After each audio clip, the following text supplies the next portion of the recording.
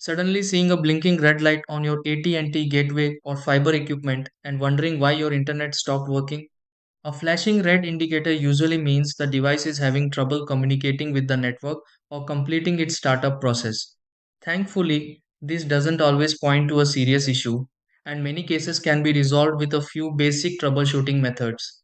In many situations, an AT&T blinking red light problem can be fixed without replacing the gateway or changing advanced settings.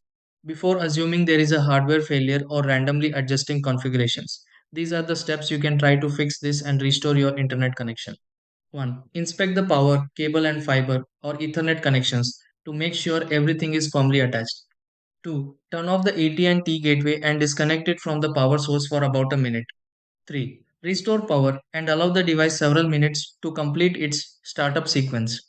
4. Observe the indicator lights and verify whether the blinking red light changes to a normal status.